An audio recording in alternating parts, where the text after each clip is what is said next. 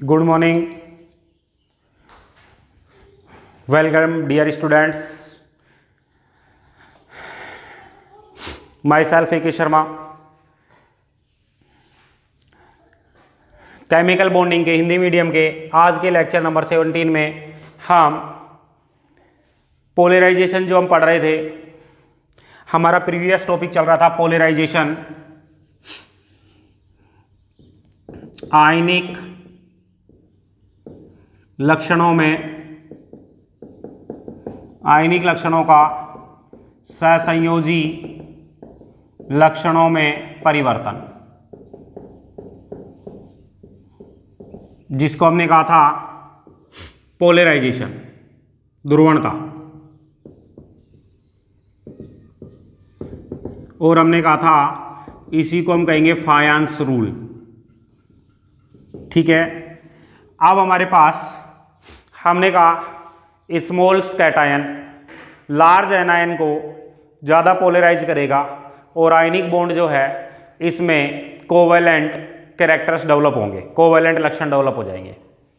ठीक है, इस पे काफ़ी कुछ हमने डिस्कस किए थे, काफ़ी पॉइंट। अब हम बात करेंगे पोलराइजेशन जो है इसके क्या क्या इफेक्ट है, ध्रुवणता के प्रभाव क्या क्या है। Effect of polarisation, effect of polarisation. तो डियर स्टूडेंट्स, सबसे इंपॉर्टेंट इफेक्ट मैं बात कर लूं, सोल्यूबिलिटी पर पड़ेगा। Solubility of ionic compounds, ionic compounds की सोल्यूबिलिटी पर बहुत इफेक्ट पड़ेगा पोलराइजेशन से। क्या क्या इफेक्ट पड़ेगा? सोल्यूबिलिटी जो है ये हो सकती है ध्रुवीय विलायक में,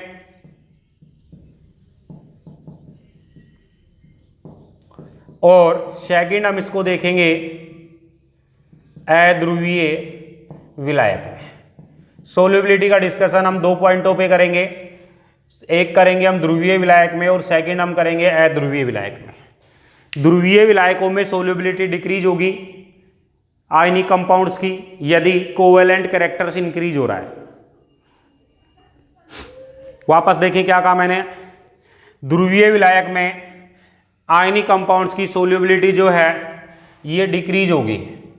कब डिक्रीज होगी? जब कोवेलेंट कैरेक्टर्स इंक्रीज हो रहा है।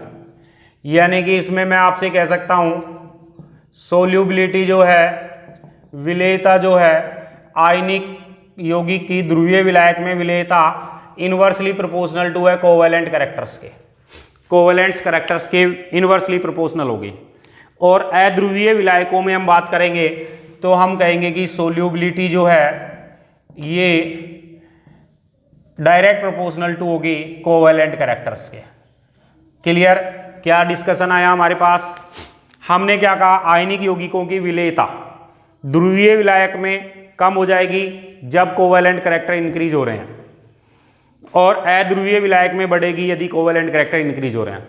तो ध्रुवीय विलायकों में विलेयता कोवेलेंट कैरेक्टर्स के इनवर्सली प्रोपोर्शनल हो गई, व्युत्क्रमानुपाती हो गई, और अध्रुवीय विलायकों में विलेयता समानुपाती हो जाएगी। क्लियर? अब मैं आपसे बात कर लेता हूं सेकेंड पॉइंट की। दूसरा पॉइंट का होता है वेपराइजेशन, वाष्पन। वाष्पन जो आता है, वाष्पीकरण जो होता है डायरेक्ट प्रोपोर्शनल टू होता है कोवेलेंट कैरेक्टर्स के। कोवेलेंट कैरेक्टर्स जितने ज्यादा होंगे वाष्पीकरण उतना ही ज्यादा होगा। क्लियर? थर्ड पॉइंट हमारे पास आता है मेल्टिंग पॉइंट और बॉइलिंग पॉइंट। इंपॉर्टेंट पॉइंट है बहुत, melting point and boiling point पर पोलराइजेशन से क्या इफेक्ट पड़ेगा। तो मैं आपसे कहूंगा melting point and boiling point जो हैं ये इनवर्सली प्रोपोर्शनल टू होंगे कोवेलेंट कैरेक्टर के। कोवेलेंट कैरेक्टर इंक्रीज होता जाएगा वैसे वैसे आयनिक कंपाउंड्स में बॉइलिंग पॉइंट और मेल्टिंग पॉइंट डिक्रीज होंगे।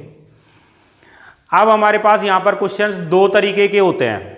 एक क्वेश्चंस हमारे पास होता है वो होता है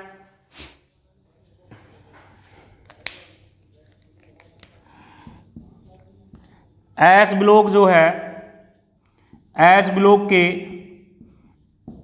धात्विक यौगिक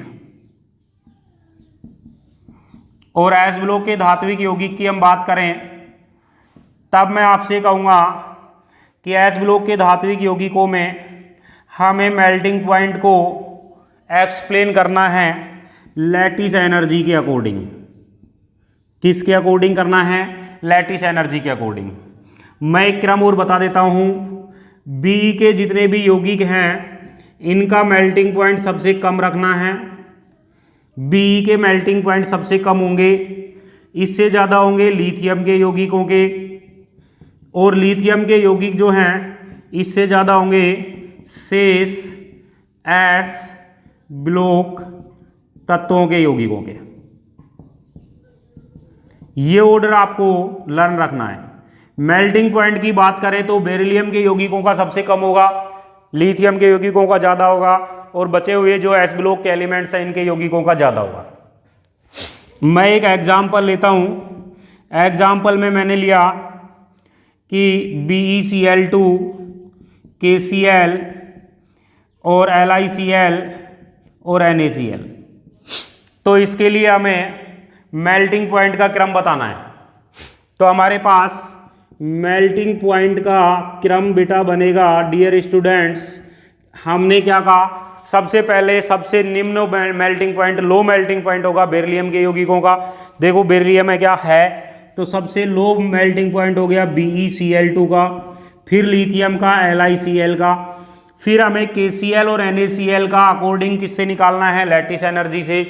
NaCl में धनायन और ऋणायन के बीच दूरी कम होगी, तो लैटिस एनर्जी हमारे पास आएगी F direct proportional to Q1 Q2 के, और F inversely proportional to R plus R minus का स्क्वायर।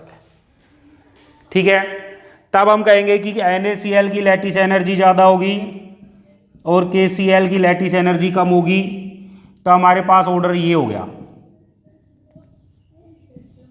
ठीक है, सबसे ज़्यादा हो गया NaCl का, फिर मेल्टिंग पॉइंट हो गया KCl का, फिर हो गया LiCl का, सबसे कम किसका हो गया?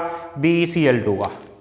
तो यदि हमारे पास मेल्टिंग पॉइंट में हम डिस्कस करें तो मेल्टिंग पॉइंट हमारे पास हो जाएगा सबसे ज़्यादा किसका?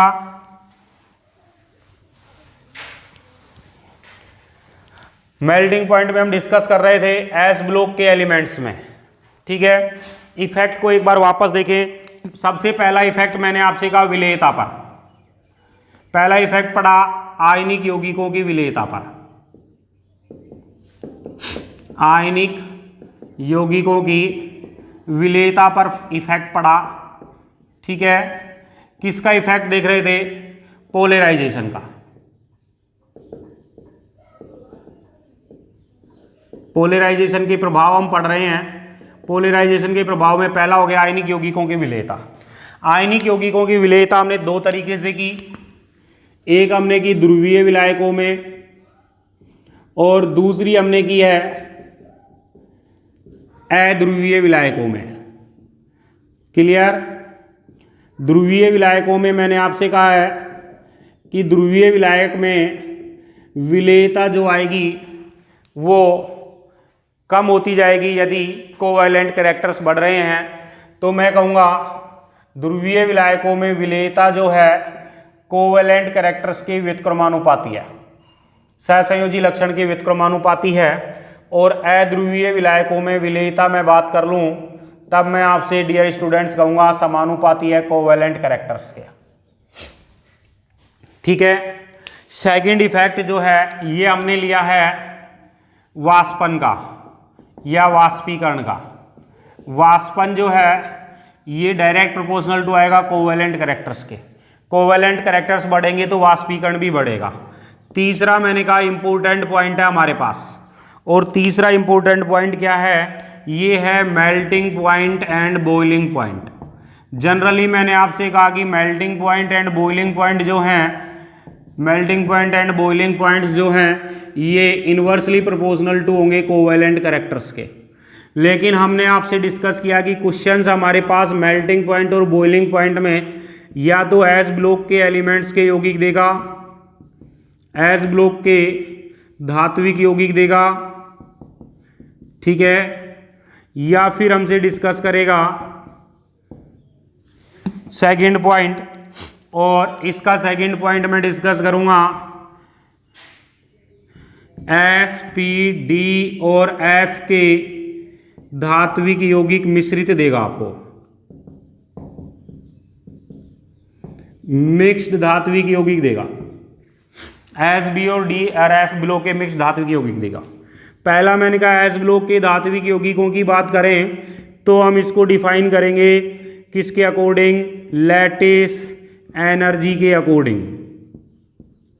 किसके अकॉर्डिंग करेंगे, लैटिस एनर्जी के अकॉर्डिंग। यहां मैंने एक ऑर्डर आपको बताया, सबसे कम होगा बी के कंपाउंड्स का, बी के यौगिकों का सबसे कम होगा, फिर इनसे ज़्यादा होगा लिथियम के यौगिकों का, और फिर बचे हुए जितने भी यौगिक हैं उनको हम डिफाइन करेंगे शेष धातु के यौगिक जो हैं, शेष एस ब्लॉक के यौगिक जो हैं इनको हम डिफाइन करेंगे लैटिस एनर्जी के अकॉर्डिंग। ये ऑर्डर मेल्टिंग पॉइंट और बॉइलिंग पॉइंट का हमें याद रखना है। एग्जाम्पल मैंने आपसे लिया NaCl, BeCl2, KCl, LiCl। तो सबसे पहले मैंने कहा कि सबसे लो किसका होगा, BeCl2 का, तो BeCl2 का सबसे लो हो गया, फिर आएगा LiCl वाले का, फिर NaCl और KCl दोनों में से देखेंगे तो दोनों में से हमें निकालना पड़ेगा किसके अकॉर्डिंग, लैटिस एनर्जी के अकॉर्डिंग। तो डियर स्टूडेंट्स NaCl की लैटिस एनर्जी ज़्यादा होगी KCl से, तो लैटिस एनर्जी के अकॉर्डिंग हमारे पास ये ऑर्डर आ गया मेल्टिंग पॉइंट का। क्लियर, किसका ऑर्डर आ गया, मेल्टिंग पॉइंट का। चलो आगे, सेकंड आता है मिश्रित यौगिक दे दिए जाए तब हम क्या करेंगे। मिश्रित यौगिक जब भी हमें दे देगा तब हम अकॉर्डिंग निकालेंगे किसके अकॉर्डिंग, कोवेलेंट कैरेक्टर्स के अकॉर्डिंग। किसके अकॉर्डिंग निकालेंगे, कोवेलेंट कैरेक्टर के अकॉर्डिंग निकालेंगे। ठीक है, मैंने एग्जांपल लिया NaCl, ZnCl2, CuCl और फिर मैंने ले लिया SnCl2। ये S ब्लॉक का है, ये D ब्लॉक है, ये भी D ब्लॉक का है, ये P ब्लॉक का एलिमेंट्स है। तब हम कहेंगे सबसे पहले कोवेलेंट कैरेक्टर्स किस में ज़्यादा होंगे, पोलराइजेशन सबसे ज़्यादा होगा डियर स्टूडेंट्स जिसमें स्यूडो इनर्ट गैस कॉन्फ़िगरेशन है। स्यूडो इनर्ट गैस कॉन्फ़िगरेशन दोनों में आ गया, दोनों में कोवेलेंट कैरेक्टर्स निकाले हैं। तो देखो ऑर्डर ऑफ कोवेलेंट कैरेक्टर्स सबसे ज़्यादा होगा ZnCl2 में, इससे कम होगा CuCl में, फिर आएगा SnCl2 में और फिर आएगा NaCl में। ये कोवेलेंट कैरेक्टर्स का ऑर्डर आ गया। मैंने कहा था किसके अकॉर्डिंग लेंगे, कोवेलेंट कैरेक्टर के अकॉर्डिंग, लेकिन मेल्टिंग पॉइंट और बॉइलिंग पॉइंट कोवेलेंट कैरेक्टर के इनवर्सली प्रोपोर्शनल हैं। तो डियर स्टूडेंट्स यहाँ पर मैं आपसे मेल्टिंग पॉइंट का ऑर्डर पूछ लेता हूँ। तो मेल्टिंग पॉइंट का ऑर्डर आ गया, मेल्टिंग पॉइंट का ऑर्डर हमारे पास आ जाएगा NaCl में सबसे ज़्यादा, फिर आएगा SnCl2 में, फिर CuCl में और सबसे कम किसका होगा, ZnCl2 का। बोलें कोई दिक्कत है क्या, चलें आगे, क्लियर हो गया यहाँ तक। अब हम कुछ क्वेश्चंस डिस्कस करेंगे यहाँ पर, फिर नेक्स्ट टॉपिक देखेंगे। आज आयनिक आबंध को कंप्लीट करेंगे। आयनिक आबंध में टोटल 17 लेक्चर्स अपने हो जाएंगे। फिर हम नेक्स्ट लेक्चर पर स्टार्ट करेंगे सहसंयोजी आबंध को। मैंने क्वेश्चन लिया, निम्न में से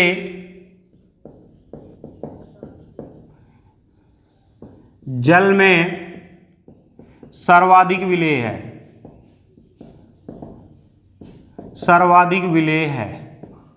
ऑप्शन ए में लिया मैंने NaCl, ऑप्शन बी में मैंने लिया Na2CO3, ऑप्शन सी में Na3PO4 और ऑप्शन डी में लिया Na2S। सबसे पहले मुझे कोवेलेंट कैरेक्टर का ऑर्डर बता दो। तो ऑर्डर ऑफ कोवेलेंट कैरेक्टर्स, तो देखो डियर स्टूडेंट्स, यहाँ पर कैटायन पर चार्ज सभी पे सेम है, कैटायन सेम है, तो हम आएंगे साइज ऑफ एनायंस पर। एनायन की साइज, तो एनायन की साइज में सबसे ज़्यादा साइज होगी किसकी, PO4 की। तब हम कहेंगे कोवैलेंट कैरेक्टर सबसे ज़्यादा होंगे Na3PO4 में, फिर होंगे Na2CO3 में, फिर हम कहेंगे Na2S में, और सबसे कम होंगे NaCl में। तो सोल्यूबिलिटी जो आएगी ये हमारे पास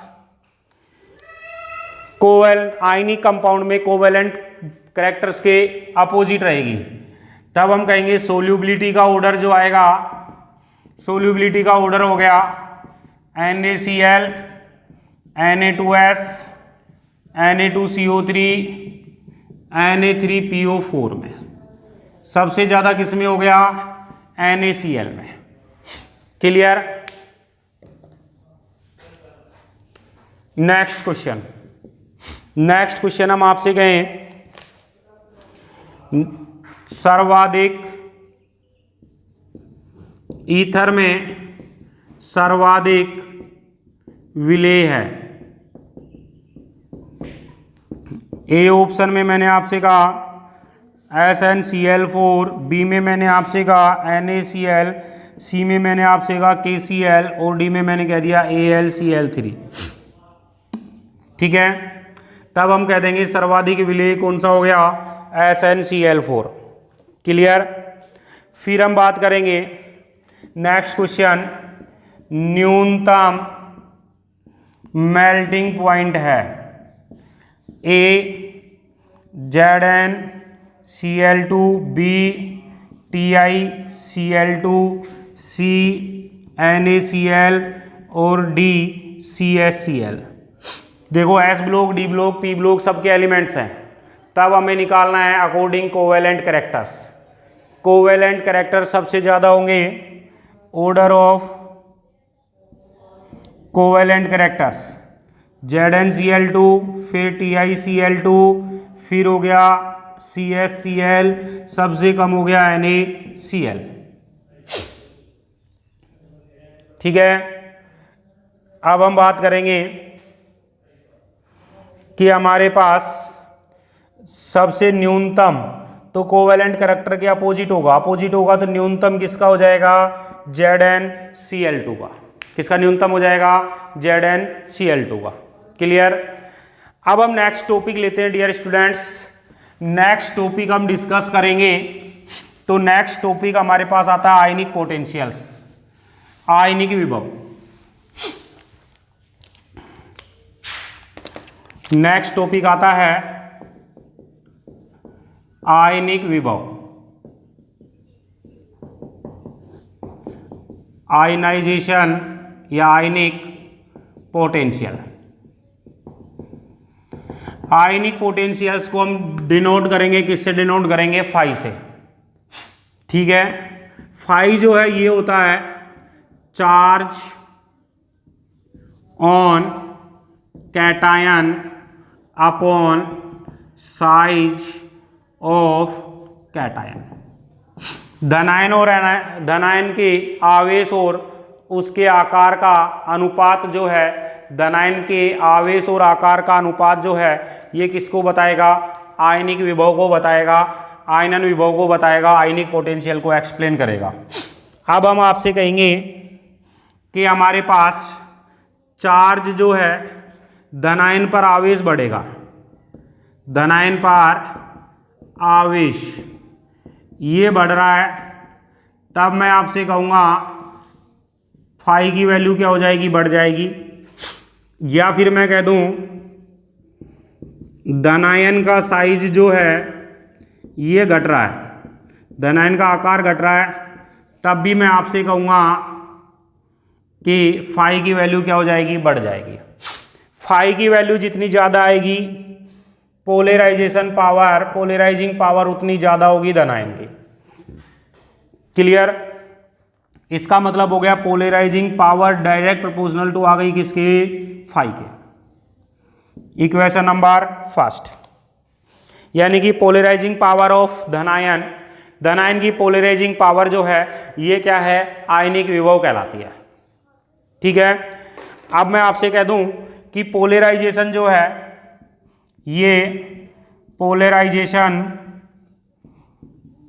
डायरेक्ट प्रोपोर्शनल टू हो जाएगा, डायरेक्ट प्रोपोर्शनल टू हो जाएगा पोलराइजिंग पावर के। पोलराइजिंग पावर जितनी ज़्यादा होगी ऋणायन का पोलराइजेशन उतना ही ज़्यादा करेगा धनायन द्वारा। ठीक है, और थर्ड मैं कह दूं कि कोवेलेंट कैरेक्टर्स जो हैं वो पोलराइजेशन के समानुपाती होते हैं। जितना ज़्यादा पोलराइजेशन होगा कोवेलेंट कैरेक्टर भी उतने ही होंगे। इन तीनों पॉइंटों को मिला के मैं आपसे कह दूं covalent character direct proportional to हो गया पोलराइजेशन के, ये डायरेक्ट प्रोपोर्शनल टू हो गया पोलराइजिंग पावर के, ये डायरेक्ट प्रोपोर्शनल टू हो गया किसके, फाई के। क्लियर। अब हम बात कर लेंगे कि जैसे जैसे फाई इंक्रीज होगा कोवेलेंट कैरेक्टर इंक्रीज होगा और आयनिक कैरेक्टर्स जो हो जाएगा वो डिक्रीज होगा। यानी कि डियर स्टूडेंट्स कोवेलेंट कैरेक्टर्स तो फाई के समानुपाती होंगे और आयनिक कैरेक्टर्स फाई के क्या होंगे, व्युत्क्रमानुपाती। यहां तक क्लियर है क्या? चलूं आगे। अब मैं आपसे कहूंगा फाई जो है इसकी आवर्तिता की हम बात करेंगे। फाई की आवर्तिता, ठीक है, फाई की आवर्तिता को हम डिस्कस करेंगे।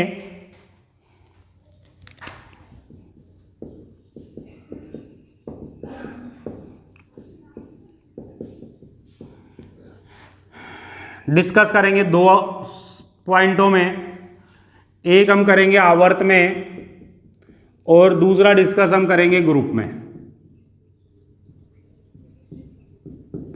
आवर्त में हम डिस्कस करें तो आवर्त में जब हम लेफ्ट से राइट जाएंगे, आवर्त में जब हम लेफ्ट से राइट जाएंगे तब मैं आपसे कहूँगा धनायन जो है इसका आवेश बढ़ेगा, धनायन का आवेश क्या होगा, बढ़ेगा और धनायन का आकार घटेगा। धनायन का साइज जो है, आकार है, ये घट जाएगा। आवेश के बढ़ने से और आकार के घटने से हमने कहा फाई की वैल्यू बढ़ेगी।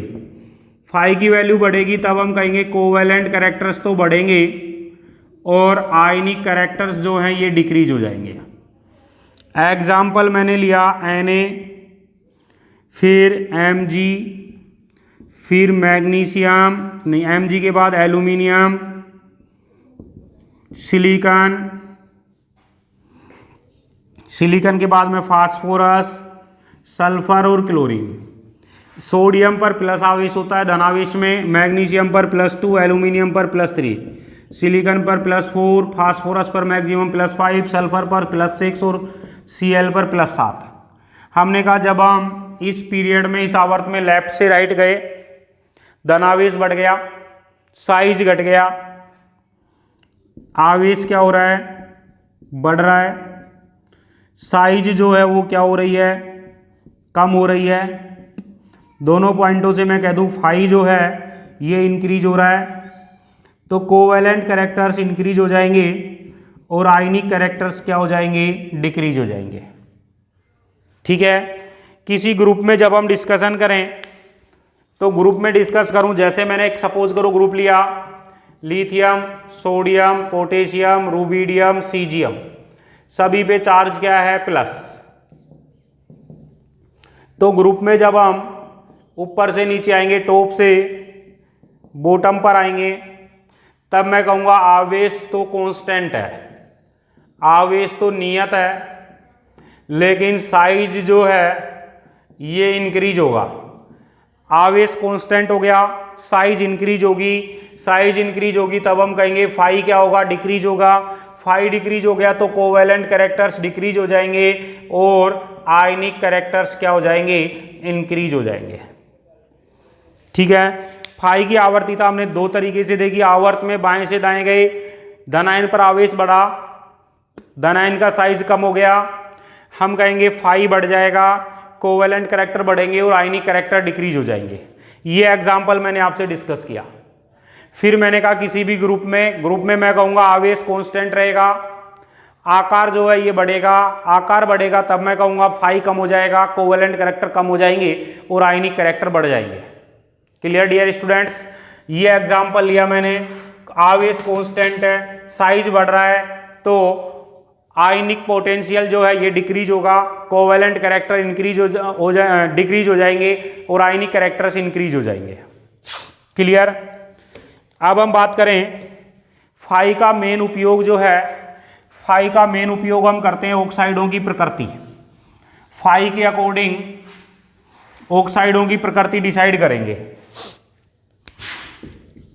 फाई के आधार पर ऑक्साइड जो बनते हैं, इन ऑक्साइडों की प्रकृति का निर्धारण करेंगे। तो ध्यान रखना, आयनिक पोटेंशियल्स का एक इंपॉर्टेंट एप्लीकेशन है। फाई के आधार पर, आयनिक पोटेंशियल्स के आधार पर ऑक्साइडों की प्रकृति का निर्धारण करेंगे। मैंने कहा यदि अंडर रूट फाई की वैल्यू 2.2 से कम है, दूसरी कंडीशन अंडर रूट फाई की वैल्यू 3.2 से ज़्यादा है, और तीसरी कंडीशन अंडर रूट फाई की वैल्यू 2.2 से 3.2 के बीच में है। अंडर रूट फाई की वैल्यू 2.2 से कम है तब मैं कहूँगा ऑक्साइड जो हैं ये क्षारीय प्रकृति के होंगे। कौन सी प्रकृति के होंगे? क्षारीय प्रकृति के ऑक्साइड है। यदि ऑक्साइड्स में अंडर रूट फाई की वैल्यू 3.2 से ज़्यादा है तब मैं कहूँगा ऑक्साइड जो हैं ये डियर स्टूडेंट्स अम्लीय प्रकृति के हैं। कौन सी प्रकृति के हैं? अम्लीय प्रकृति के हैं। और मैं तीसरा पॉइंट कह दूं 2.2 से 3.2 के बीच में हैं तब मैं कहूँगा ऑक्साइड जो हैं उभयधर्मी प्रकृति के हैं।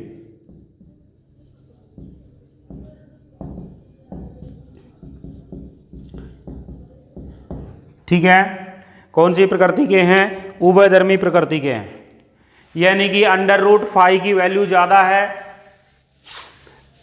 तब अम्लीय, अंडर रूट फाई की वैल्यू ज़्यादा है, उच्च है, तब ऑक्साइड अम्लीय हो गए, और अंडर रूट फाई की वैल्यू निम्न है, बहुत लो है, तब कैसे हो गए? क्षारीय हो गए। ठीक है, चलूँ आगे, चलूँ क्या? अंडर रूट फाई जो है उच्च है तब एसिडिक हो जाएंगे, और निम्न है तब कैसे हो जाएंगे? क्षारीय प्रकृति के हो जाएंगे। क्लियर? ये था अपना आयनिक आबंध। अब हम डियर स्टूडेंट्स डिस्कस करेंगे सेकंड आबंध के बारे में, कोवैलेंट आबंध के बारे में, सहसंयोजी आबंध के बारे में, जिसको हम डिस्कस करेंगे नेक्स्ट लेक्चर पर। Thank you.